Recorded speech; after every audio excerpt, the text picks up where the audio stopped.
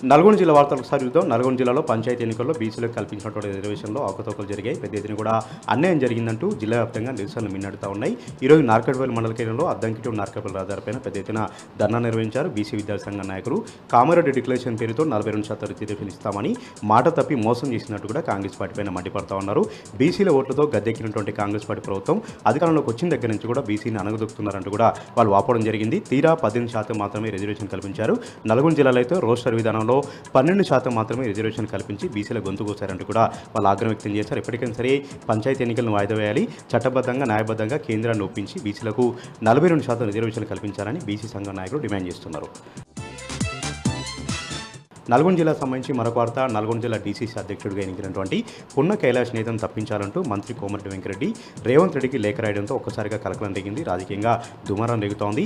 బీసీలకు వ్యతిరేకంగా పనిచేస్తూ బీసీ నాయకుల్ని తొక్కుతున్నారంటూ కూడా కోమటిరెడ్డి వెంకరెడ్డి పైన బీసీ సంఘాల నాయకులు తీవ్రంగా ఆగ్రహం వ్యక్తం చేస్తూ ఎక్కడికక్కడ మీడియా సమావేశాలు కూడా పెడతా ఉన్నారు. పున్న కైలాష్ నేత మద్దతుదారులు కోమటిరెడ్డి వెంకరెడ్డి దిష్టిబొమ్మను కూడా దగ్ధం చేయడం జరిగింది. బీసీలు ఎదుగుతుంటే కోమటిరెడ్డి వెంకరెడ్డి ఓరవలేకపోతూ ఉన్నారు. ఎక్కడో జరిగినటువంటి గొడవను మనసులో పెట్టుకొని ఇప్పుడు పదవి వచ్చినటువంటి పున్న కైలాష్ నేత పైన కుట్రలు చేయడం ఎంతవరకు సమంజసం అంటూ కూడా కోమటిరెడ్డి వెంకరెడ్డి పైన తీవ్రంగా ఆగ్రహం వ్యక్తం చేస్తున్నారు. కాంగ్రెస్ అధిష్టానం కూడా ఆలోచించాలి. కోమటిరెడ్డి వెంకరెడ్డిని వెనకేసుకు రాకుండా బీసీ నాయకత్వాన్ని కాపాడాలంటూ కూడా వాళ్ళు డిమాండ్ చేస్తున్నారు. లేనట్లయితే బీసీ ద్రోహిగా కోమటిరెడ్డి వెంకరెడ్డిని ప్రకటించాల్సి ఉంటుంది.